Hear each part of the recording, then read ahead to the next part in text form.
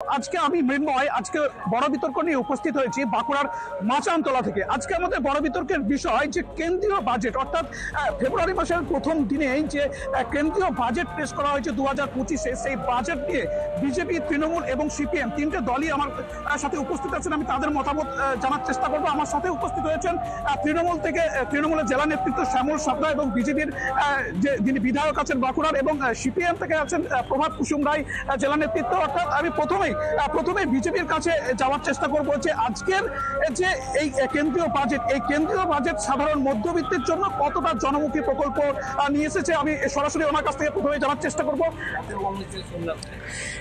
আজকে যে বিষয়, সে বিষয় হচ্ছে একটা জনমোহিনী বাজেট।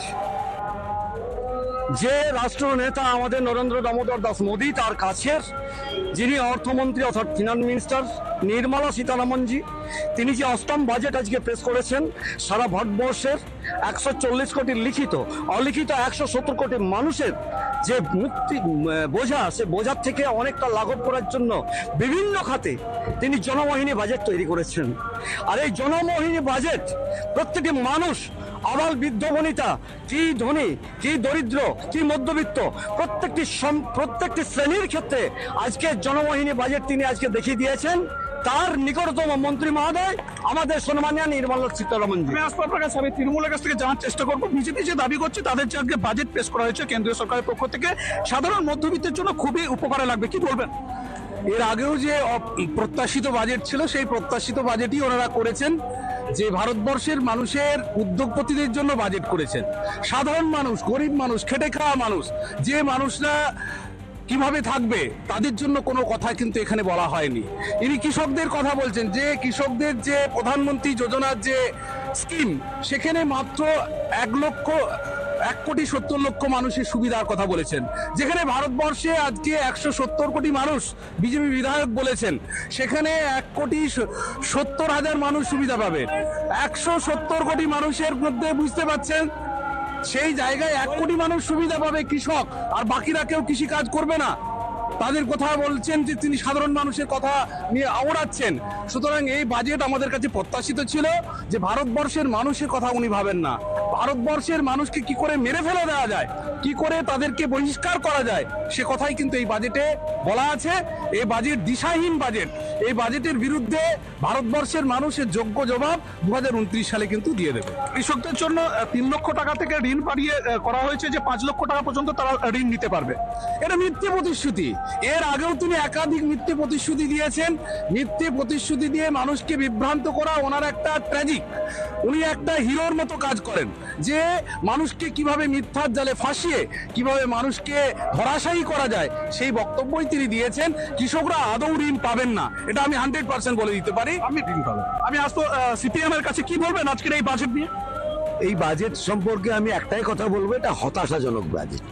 এটা একটা তৈরি করা মোড়কে একটা জিনিসকে তৈরি করে ছাড়া, এটা এইভাবেই বাজেট এরা পেশ করে আর কি। এই কৃষকের কথা বলছে, ক্রেডিট কার্ডের কথা বলছে, কৃষি ঋণের কথা বলছে।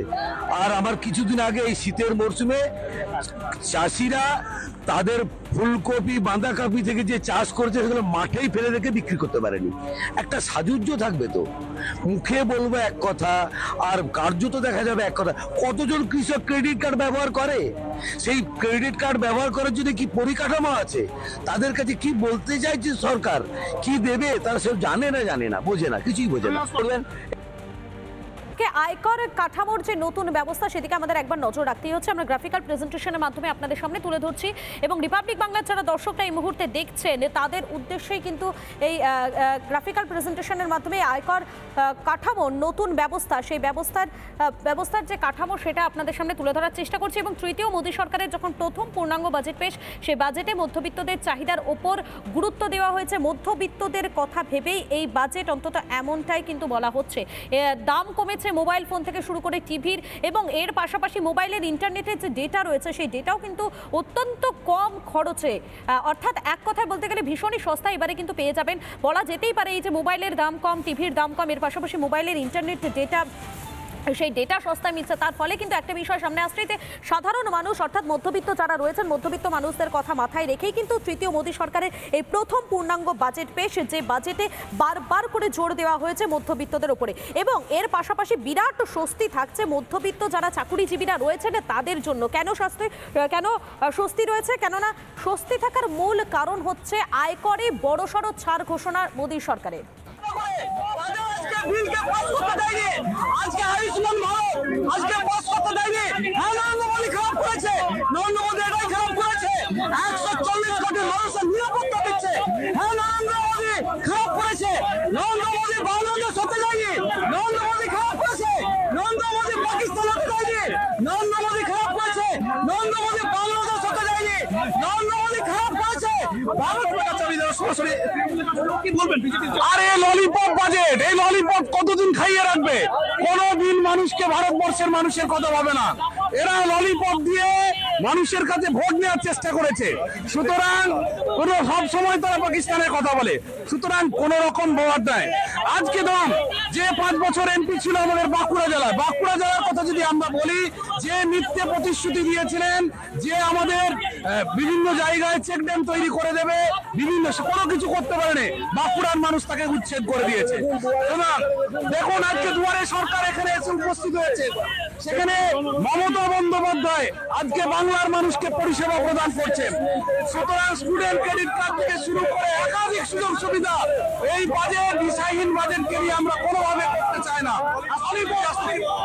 বলুন, প্রথম কথা হচ্ছে যে ওই 12 লাখ টাকা পর্যন্ত যাদের আয় তাদের ট্যাক্স লাগবে না। নানা ধরনের কন্টেন্ট দেখার জন্য লাইক করুন, শেয়ার করুন আমাদের ফেসবুক পেজ, সাবস্ক্রাইব করুন আমাদের ইউটিউব চ্যানেল।